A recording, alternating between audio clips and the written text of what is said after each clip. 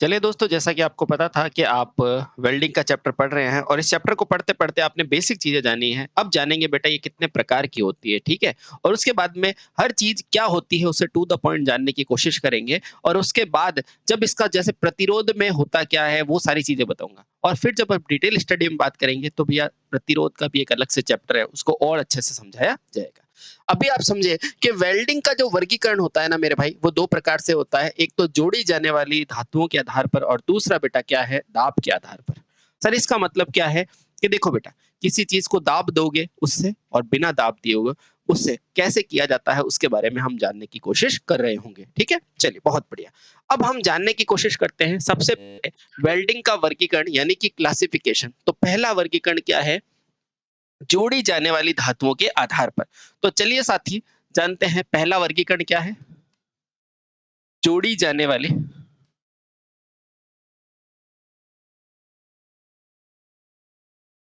धातुओं के आधार पर, धातुओं के आधार पर,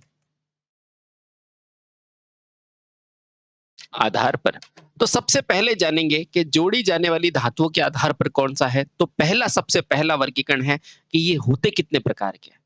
यानी कि ये है कितने प्रकार के? तो ध्यान रखना बेटा ये 2 प्रकार का होगा, या तो होगा बेटा समांगी और दूसरा होगा विषमांगी वेल्डिंग। तो पहला क्या है? पहला समांगी वेल्डिंग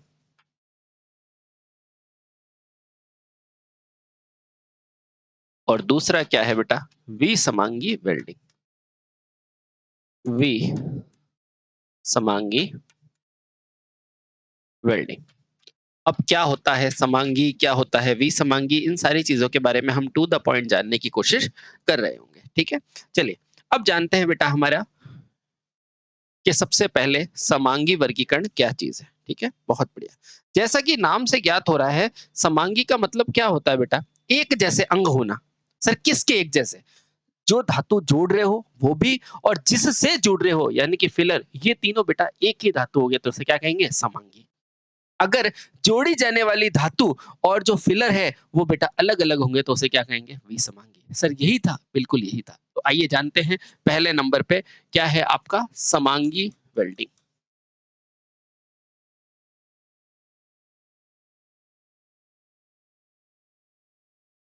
ठीक है? बहुत बढ़िया। सर इसे इंग्लिश में क्या बोलते हैं? तो इसे कहते हैं बेटा होमोजीनस। क्या कहते हैं? होमोजीनस। ठीक है? बहुत बढ़िया। चलिए, अब इसके बारे में मैं लिखाता हूँ बेटा ये क्या होती है? जब वेल्डिंग की जाने वाली धातु क्या हो बेटा? समान हो और उसमें यूज़ किया जाने वाला फिलर भी कैसा हो? समान हो। ठीक है? तो लिखो बेटा, जैसा कि नाम से ज्ञात हो रहा है,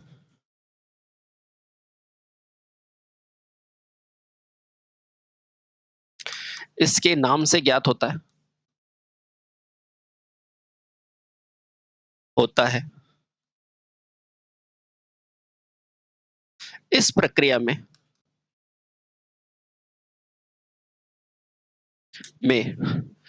जोड़ी जाने वाली धातु, जोड़ी जाने वाली धातु तथा जिससे जोड़ रहे हो यानी कि बेटा क्या? फिलर रॉड बेटा क्या होता है? समान बनी होती है तथा फिलर समान हो समान धातुओं की बनी होती है। सामान्य धातु की होती है। ठीक है? बहुत बढ़िया। क्या आपको ये चीज़ समझ में आ गई? बिल्कुल समझ में आ गई कि सर इसे क्या करेंगे? बेटा ये समांग धातु की होगी। ठीक है? बहुत बढ़िया। सर इसको और कैसे समझ में आ सकता है? तो इसे ऐसे भी समझ सकते हैं बेटा क्या सर इसमें फिलर होना ज़रूरी है? तो आंसर होगा नहीं। लेकिन बेटा जोड़ी जाने वाली धातुएँ क्या होगी? समान होगी। तो अगला इम्पोर्टेंट पॉइंट लिखो, याद रहे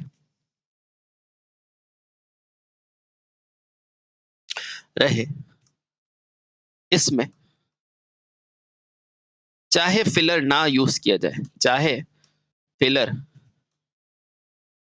प्रयोग नहीं हो, नहीं भी हो, यानी कि ऐसी वेल्डिंग हो जहाँ हम फिलर प्रयोग नहीं कर रहे, है ना? प्रयोग ना भी हो,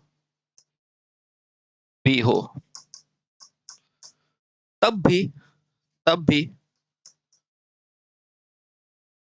जोड़ी जाने वाली धातुएं कैसी होनी चाहिए? समान। जोड़ी जाने वाली धातुएं कैसी होनी चाहिए? समान होनी चाहिए। ऐसा नहीं कि एक लोहा है, एक कुछ और है ना? समान होनी चाहिए। क्या इतनी बात आपको पकड़ में आ गई? एक बार इसको पढ़ो तो आप कहेंगे हाँ सर पकड़ में आ गई। ठीक है? बहुत बढ़िया। ठीक है? अब ध्यान रखना सर इसका एग्जाम्पल, जैसे मुझे अगर माइल्ड स्टील के दो भागों को वेल्ड करना है तो बेटा वेल्ड करने वाला फिलर भी कैसा होना चाहिए? Mild steel. तो उदाहरण लिखो। यदि यदि हमें माइल्ड स्टील, अब ये क्या होता है? ये अपन जब धातु पढ़ेंगे तो बहुत अच्छे से पढ़ेंगे, है ना? माइल्ड यानी कि लो स्टील, जिसमें कार्बन का परसेंट क्या होता है? कम। यदि हमें माइल्ड स्टील की धातु को जोड़ना है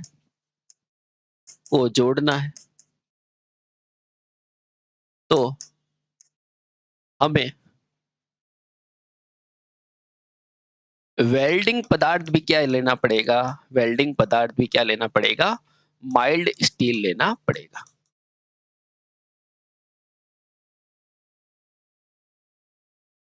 लेना होगा।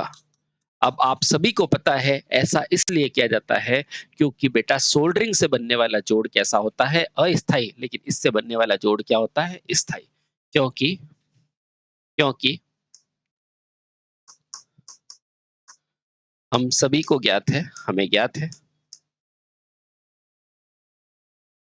वेल्डिंग से बनने वाला जोड़ कैसा होता है? स्थाई होता है। वेल्डिंग से बनने वाला जोड़ कैसा होता है भैया? स्थाई होता है। स्थाई होता है। क्लियर हुआ क्या? यस सर, बिल्कुल क्लियर हुआ। अब सर ये होते किस प्रकार है? तो ध्यान रखना इसके उदाहरण क्या है? जैसे कि forge welding, arc welding, gas welding, ये सारी क्या है? समांगी वेल्डिंग है ना? तो उदाहरण लिखो बेटा। समांगी के उदाहरण क्या है? फोर्ज वेल्डिंग, जहां चीजों को ढालकर वेल्डिंग की जाती है ना? Forge welding. इसके अलावा बेटा गैस वेल्डिंग, और गैस का ही एक प्रकार होता है आर्क वेल्डिंग। ये किसके प्रकार हैं? तो बेटा ये सभी किसके हैं? समांगी के उदाहरण हैं। बात समझ में आई? बिल्कुल आई। तो यह समांगी वेल्डिंग के प्रकार है। यानी कि फोल्ड्स में जोड़ी जाने वाली धातु हो या गैस में हो या आर्क में हो, वो कैसी होगी? समान होगी। ठीक है? वेल्डिंग के उदाहरण है। क्या बात समझ में आ गई? यस सर, बिल्कुल टू द पॉइंट बात समझ में आ गई। अब चलते हैं बेटा, कौन सा पार्ट है दूसरा? सर दूसरा है हमारा विषमांगी। ठीक है, बहुत बढ़िया। तो आइए साथी, दूसरा विषमांगी यानी कि हेट्रोजीनस। अरे रुको, आप कहाँ से आ गए? दूसरा लिखो भैया, विषमांगी। ये सब जोड़ी जाने वाली धातुओं के आधार पर है ना? विषमांगी यानी कि हेट्रोजीनस। सर ये क्या होती है अभी बताते हैं बेटा। जैसा कि आप सभी को पता है, समांगी में दोनों जोड़ी जाने वाली धातु कैसी थी? समान। इसमें दोनों जोड़ी जाने वाली धातुएं कैसी होगी? असमान। बहुत बढ़िया। जैसा कि नाम से ज्ञात हो रहा है, इसमें अलग अलग धातु को बेटा, धातु के भाग को फिलर रॉड की सहायता या उसके बिना क्या किया जाता है? जोड़ा जाता है। इसमें अलग अलग पदार्थ की वस्तुओं को वस्तुओं को फिलर की सहायता से जोड़ा जाता है, पर होनी कैसे चाहिए? अलग अलग। Clear clear. अलग अलग फिलर की वस्तुओं को फिलर की सहायता से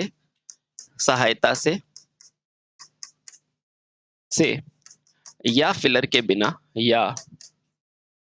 बिना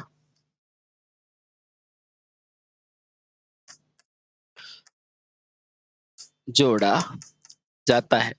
पर क्लियर क्या रहना चाहिए कि जोड़ने वाली दोनों धातु समान हो तो समांगी, असमान हो तो असमांगी। अब आसानी से समझ में आ रहा है? बिल्कुल आ रहा है, ठीक है? ऐसे ध्यान रखा करो, ठीक है? बहुत बढ़िया। क्या सब में फिलर डालना ज़रूरी है? नहीं ज़रूरी है। जैसे आर्क में क्या डालोगे, है ना? बहुत बढ़िया। लेकिन फिलर हो तो अगर समान हो रहा तो समांगी, असमान होगा तो विसमांगी, ठीक है? चलो, बिल्कुल क्लियर, पहला पॉइंट क्लियर। ध्यान है? अब दूसरा पॉइंट ध्यान रखना कि जो फिलर डाल रहे हो उसका जो गलनांक होना चाहिए धातु के गलनांक से कम होना चाहिए। सर ये तो सोल्डरिंग में भी बताया था। बिल्कुल सही बात है। तो अगला पॉइंट लिखो बेटा, नोट करके लिखना। ये बात दोनों के लिए सही है। क्या है कि इसमें फिलर की धातु के रॉड का गलनांक जोड़ी जाने वाली धातु से क्या होना चाहिए? कम। इसमें भी फिलर इसमें भी फिलर धातु का गलनांक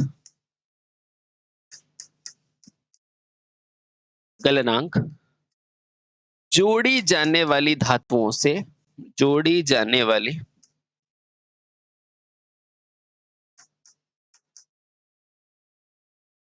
धातुओं से कम होना चाहिए, कम होना चाहिए। बेहद इंपॉर्टेंट पॉइंट है, ध्यान रखना। होना चाहिए। जैसा कि आप सभी को पता है बेटा, आप सभी ने मेरे से पढ़ा था सोल्डरिंग। तो आप सोल्डरिंग में क्या पढ़ते थे, वही इधर ध्यान रखना। मान लो बेटा एक धातु ये है, दूसरी धातु ये है और इसके बीच में मुझे ये फिलर भरना है। क्या भरना है बेटा?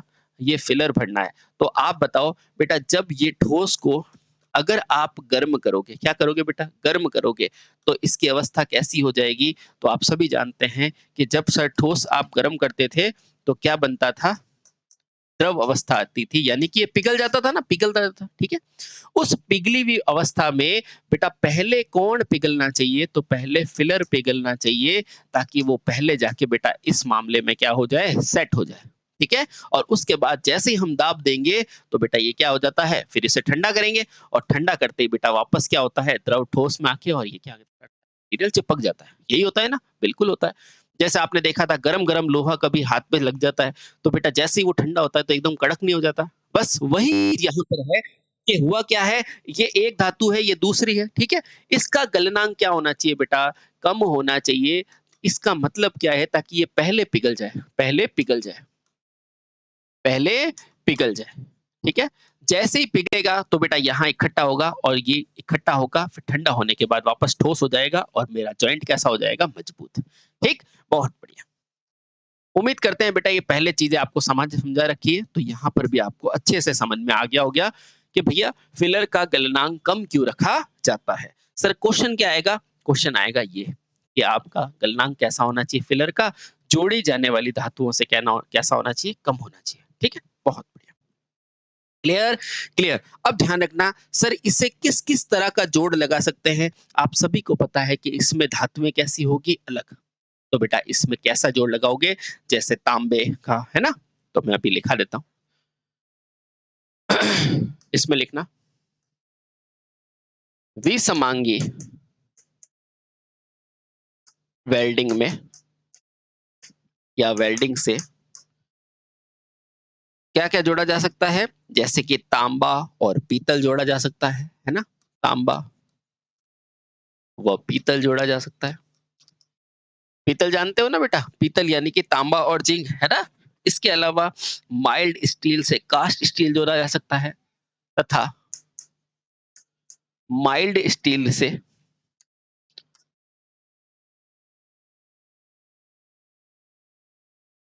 तांबे से पीतल, माइल्ड स्टील से कास्ट स्टील आदि को जोड़ा जा सकता है, को जोड़ा जा सकता है।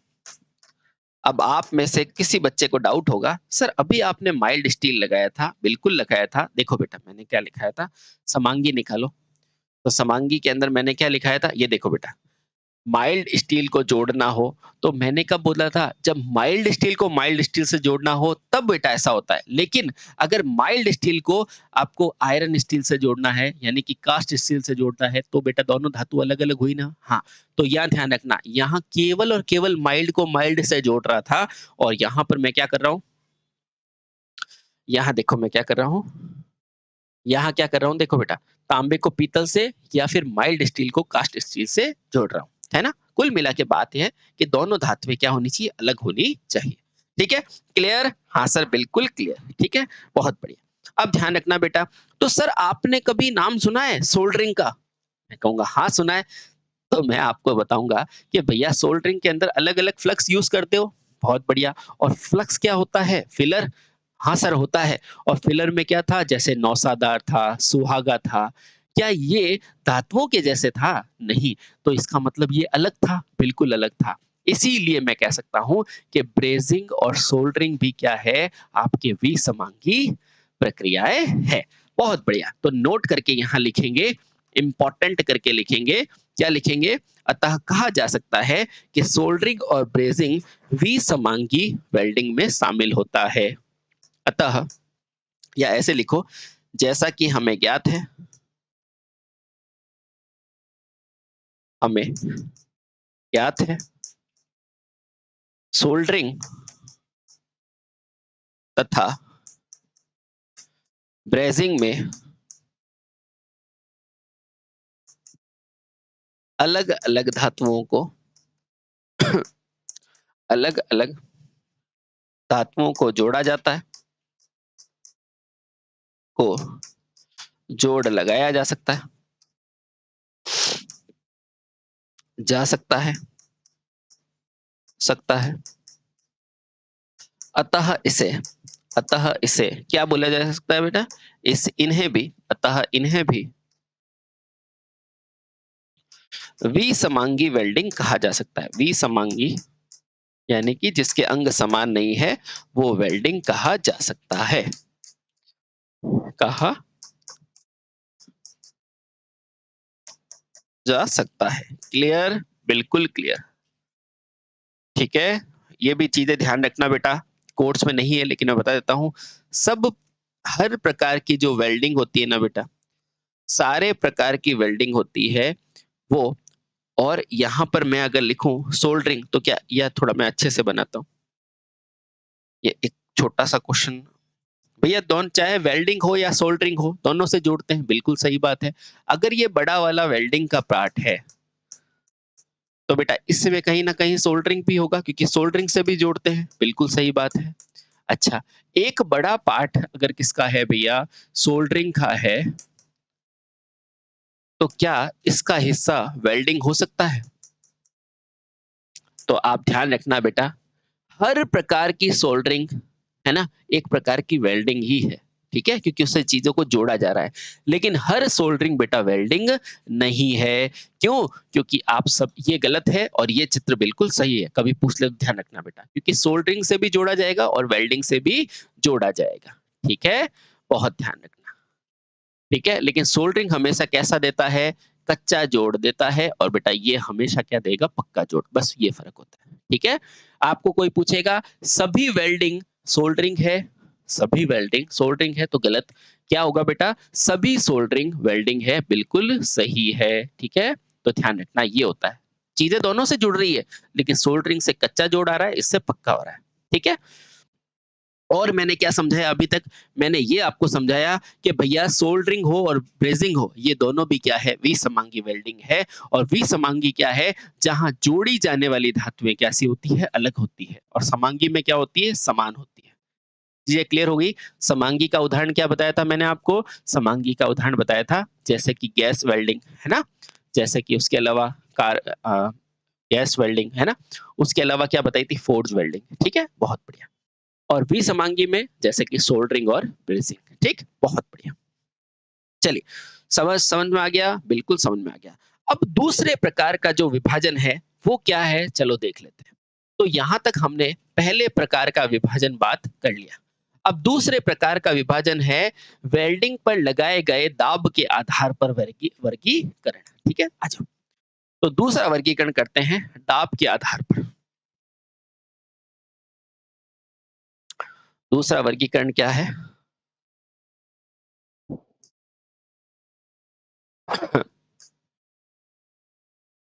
वेल्डिंग पर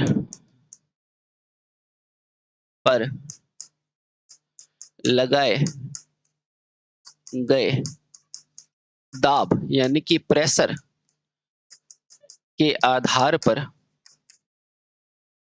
वर्गीकरण। बेटा इस वर्गीकरण के नाम से ही क्वेश्चन बहुत सारे आते हैं, ध्यान रखना। तो जो भी लिखा रहा हूं आपको सारे के सारे टू द पॉइंट याद होने चाहिए।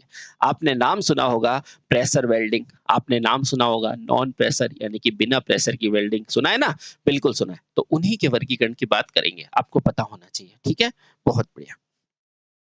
तो सबसे पहले बेटा दाब के आधार पर या इसे कहते हैं प्रेशर के आधार पर ये दो प्रकार की वेल्डिंग होती है। एक होगी प्रेशर आधारित और एक होगी नॉन प्रेशर आधारित। एक होगी मेरी प्रेशर आधारित। प्रेशर को ही बेटा क्या बोलते हैं? दाब बोला जाता है। यहाँ लिख देता हूं, प्रेशर को ही क्या बोलते हैं? और एक होगा या प्रेशर आधारित और दूसरा वर्गीकरण क्या होगा? नॉन प्रेशर आधारित। नॉन प्रेशर आधारित। ठीक है, बहुत आसानी से बेटा देखना क्योंकि नाम से क्वेश्चन आ जाता है।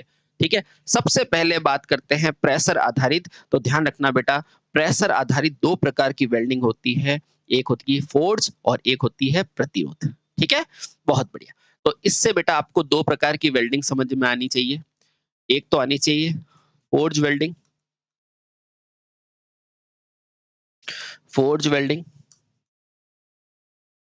और एक क्या नाम समझ में आना चाहिए साथी? Forge welding. और एक आना चाहिए प्रतिरोध वेल्डिंग। कौन सी वेल्डिंग?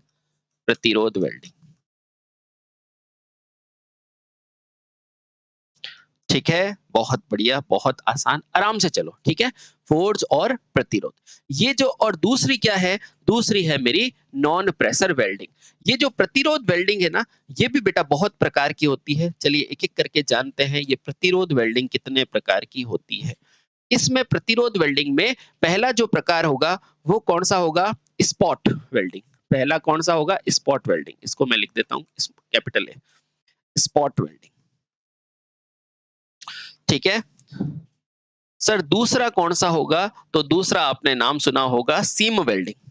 बहुत आसानी से मैं आपको पढ़ाऊंगा, इसका पूरा चैप्टर है, अपना प्रतिरोध का पूरा चैप्टर है वेल्डिंग का। ठीक है, डोंट वरी। पहला स्पॉट वेल्डिंग, दूसरा क्या है? Seam welding. ठीक है, तीसरा तीसरा कौन सी वेल्डिंग आती है? तीसरा आता है प्रोजेक्शन वेल्डिंग। कौन सी आती है बेटा? Projection welding. Projection welding. चौथे प्रकार की जो वेल्डिंग आती है वो आती है आपकी flash butt welding. Flash butt welding. ठीक है, इसके अलावा बेटा आपके पास पांचवें प्रकार की जो वेल्डिंग आती है, मैं यहां लिख देता हूं। ये क्या है? पहला है ना? हाँ। इसके अलावा आप अगर पांचवें प्रकार की वेल्डिंग कहोगे, देखो स्पॉट हो गई, सीम हो गई, प्रोजेक्शन हो गई, फ्लैश बल्ट हो गई। अब क्या आएगा? Percussion. Percussion welding. Percussion percussion welding. ठीक है, इसके बाद बेटा आपके पास छठा नंबर आता है, वो आता है किसका? वो आती है आपके पास परक्यूजन होगी, फिर आती है बट वेल्डिंग और फिर आती है अपसेट वेल्डिंग। सर ये फ्लैश बट और ये सब अलग अलग होती है? बिल्कुल बेटा, थोड़ी थोड़ी फर्क होता है। ठीक है, और लास्ट के अंदर जो सातवां आता है वो आता है अपसेट बट वेल्डिंग। अपसेट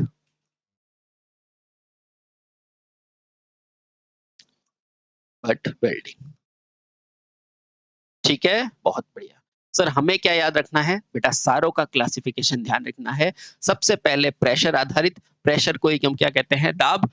एक होती है प्रेशर, एक होती है नॉन प्रेशर। प्रेशर में पहली आती है फोर्ज, जिसको क्या कहते हैं? समांगी वेल्डिंग, है कि नहीं? पढ़ा था ना आपने। उसके अलावा दूसरा है प्रतिरोध। ये प्रतिरोध कितने प्रकार की होती है बेटा? 7 प्रकार की होती है। कितने प्रकार की? 7। एक सप्ताह में दिन कितने होते हैं? 7 होते हैं ना? बिल्कुल। पहला होगा स्पॉट, फिर सीम, फिर प्रोजेक्शन, फिर फ्लैश बट, उसके बाद होगा बेटा परक्यूजन, फिर बट और फिर अपसेट बट वेल्ड। बात समझ में आई? आई। बिल्कुल आ गई सर हमें बात समझ में। ठीक है? उसी तरह बेटा दूसरा होता है नॉन प्रेशर वेल्डिंग। इसके अंदर जगह बना सकते हैं क्या अपन? थोड़ी टेबल अब मुझे और लंबी चाहिए तो इसमें जगह बना सकते हैं अपन? नहीं बना सकते? कैसे? पीडीएफ से पूरी आ जाएगी? मुझे इसके नीचे टेबल और बनानी है, तो मैं इसको छोटी कर सकता हूँ? ठीक है। हाँ, तो ये दिखेगा तो सही बच्चों को पीडीएफ में? ठीक है, अब इससे और आगे बढ़ा। ठीक है, चलो बहुत बढ़िया। अब ये जो बेटा ये जो नॉन प्रेशर वेल्डिंग है ना, इसके भी अलग-अलग हिस्से हैं, ठीक है? सर कौन-कौन से हिस्से हैं एक बार चेक कर लेना, ठीक है? तो ये बेटा कितने प्रकार की होती है नॉन प्रेशर वेल्डिंग? तो सर ये 5 प्रकार की होती है। बहुत आसानी से समझेंगे, कोई दिक्कत वाली बात नहीं है। पहला, दूसरा, तीसरा, चौथा और पांचवा। सर कौन-कौन सा? तो बेटा नॉन प्रेशर यानी कि जहां प्रेशर नहीं दोगे वो पहली होगी विद्युत आर्क वेल्डिंग। नाम सुना हुआ है? बिल्कुल सर, इतनी देर से हम यही सुन रहे हैं कि डीसी की आर्क कैसी होती है, बिल्कुल वही है ना, विद्युत आर्क वेल्डिंग। क्या नाम समझ में आ गया? बिल्कुल विद्युत आर्क वेल्डिंग। सर ये एक होती है? नहीं बेटा, ये भी बहुत ज्यादा होती है। उसके बाद दूसरी होती है सर थर्मिट वेल्डिंग। कौन सी? थर्मिट। सर ये थर्मिट वही जो रेलवे में होती है? बिल्कुल बेटा वही, थर्मिट वेल्डिंग। उसके बाद मैंने आपको समांगी वेल्डिंग में एक नाम बताया था फोर्स के साथ, कौन सा? Gas welding. बेटा गैस वेल्डिंग भी क्या है? नॉन प्रेशर है गैस वेल्डिंग। Gas welding.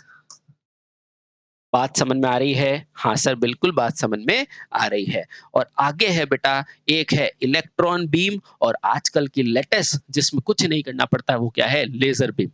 एक है electron beam welding, electron beam welding, और एक क्या है मेरे भाई? वो है laser beam welding. Laser beam welding. ठीक है? चलिए। तो क्या इन नामों से आप परिचित हैं? वापस से मैं रिपीट कर लेता हूँ। बेटा ये जो वेल्डिंग होती है वो 2 प्रकार की, प्रेशर और नॉन प्रेशर। प्रेशर होती है फ़ोर्स और प्रतिरोध, प्रतिरोध होती है 7 प्रकार की। सबसे पहली कौन-सी होती है? सीम, फिर होती है प्रोजेक्शन, फिर होती है फ्लैश बट, फिर होती है अपसेट बट, उसके बाद कौन-सी होती है बेटा? बट वेल्डिंग, परक्यूजन वेल्डिंग और एक वेल्डिंग और बच गई जिसका नाम क्या है? Projection welding. उसके अलावा बेटा जो नॉन प्रेशर होती है, जिस पर प्रेशर नहीं दिया जाता है, दाब नहीं दिया जाता है, वो कौन-सी होती है? सर वो 5 प्रकार की होती है। पहली विद्युत आर्क, थर्मिट, गैस, इलेक्ट्रॉन और लेजर बीम। बात समझ में आ गई? बिल्कुल सर, बात समझ में आ गई। अब सबसे इम्पोर्टेंट क्या है? सर सबसे इम्पोर्टेंट है ये विद्युत आर्क वेल्डिंग। इसके बारे में देखते हैं बेटा, ये बहुत प्रकार की होती है, इसको समझने की कोशिश करते हैं। चलिए, अब हम लिखते हैं बेटा विद्युत आर्क वेल्डिंग। इसका नाम देख लेते हैं कौन-सा है? हाँ, बी के अंदर पहला, बी पार्ट के अंदर जो पहला है, उसके लिए हम लिखते हैं विद्युत आर्क वेल्डिंग। इसका क्लासिफिकेशन भी बहुत इंपॉर्टेंट है और आपको ध्यान होना चाहिए। Arc welding. सर ये कितने प्रकार की होती है? तो बेटा लिखते रहो, बहुत इंपॉर्टेंट है। ये बहुत प्रकार की होती है। लगभग 10 प्रकार की वेल्डिंग पाई जाती है। सबका नाम बेहद इंपॉर्टेंट है। पहला, पहले प्रकार की होती है जिसे कहते हैं, जैसे बेटा फिलामेंट था ना मेटल और कार्बन, उसी तरह ये भी होती है। तो पहली क्या है? Metal arc welding. Metal arc welding. दूसरा पहला मेटल का था तो दूसरा क्या था? कार्बन का था ना, तो ये है carbon arc welding. Carbon arc welding. सबके पीछे वेल्डिंग अपने आप लगा देना, ठीक है? ये कौन सा है? तो इसको ले देते हैं अपन 1, ये हो गया 2, उसके बाद क्या आता है? तीसरा। मेटल हो गया, कार्बन हो गया। हाँ, उसके बाद किस तरह का फिलामेंट था? तो आप कहोगे टंगस्टन का। तो बिल्कुल सही बात है, एक है tungsten arc filament. Tungsten arc. ये तो याद हो गए, बिल्कुल याद हो गए। चौथा नंबर इंपॉर्टेंट आता है, वो आता है बेटा कौन सा? Stud arc. टंगस्टन आर्क को ही हम प्यार से किस नाम से जानते हैं? टिग वेल्डिंग के नाम से जानते हैं ना, टंगस्टन इनर्ट ग्लास कहते हैं ना, हाँ बिल्कुल। उसके अलावा स्टड वेल्डिंग, स्टड वेल्डिंग, ये तो नाम है, कोई नहीं है ना। उसके बाद बेटा पांचवें प्रकार की जो वेल्डिंग आती है उसका नाम क्या आता है? सबमर्ज आर्क, यानी कि आर्क को जोड़ा जाता है उसमें, तो बेटा ये क्या है? सबमर्ज आर्क वेल्डिंग, है ना, आगे आप जोड़ देना। छठे प्रकार की जो वेल्डिंग आती है वो आती है बेटा, आपने देखा होगा प्लाज्मा, है ना, ठोस द्रव गैस, और एक अवस्था कौन सी होती है? प्लाज्मा, तो उसकी भी होती है, तो बेटा उसे कहते हैं plasma arc welding, plasma arc welding, है ना। चलिए, इसके बाद जो सातवां हिस्सा आता है वो हमारे पास कौन सी वेल्डिंग आती है? जिसको आप कहते हैं इलेक्ट्रोस्ट्रोकलेटिंग, इलेक्ट्रो इलेक्ट्रो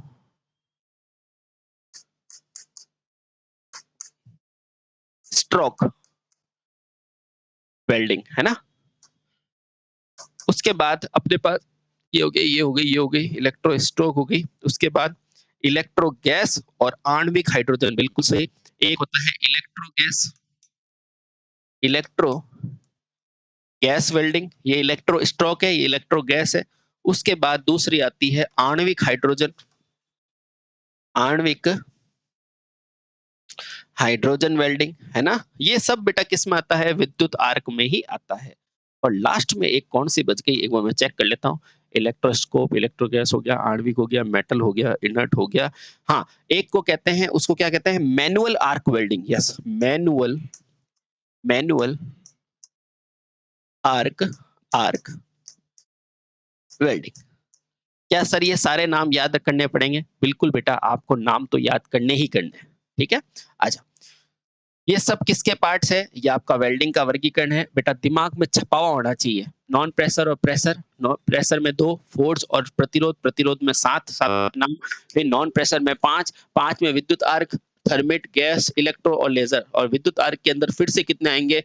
10 पार्ट आएंगे। 10 पार्ट के बारे में मैंने आपको बताया, जिसमें मेटल, कार्बन, टंगस्टन आर्क, इसको अपन टिक कहते हैं, है ना, नॉन कंज्यूमेबल इलेक्ट्रोड, याद है ना। हाँ, उसके अलावा बेटा stud, submerge, plasma, electroslag, electro gas, आणविक हाइड्रोजन और मैनुअल। इस प्रकार से बेटा आपको पूरी की पूरी वेल्डिंग का क्या दिया जाता है? वर्गीकरण दिया जाता है। देख लो एक बार, ठीक है। चलिए, बहुत बढ़िया। चलिए अब सबसे पहले जो हमने शुरू किया है, यानी कि प्रेशर आधारित, यानी कि दाब आधारित वर्गीकरण, ठीक है। अच्छा, तो सबसे पहले हम पढ़ते हैं प्रेशर, इसको रुको चलिए, सबसे पहला हम वर्गीकरण पढ़ लेते हैं, प्रेशर, दाब आधारित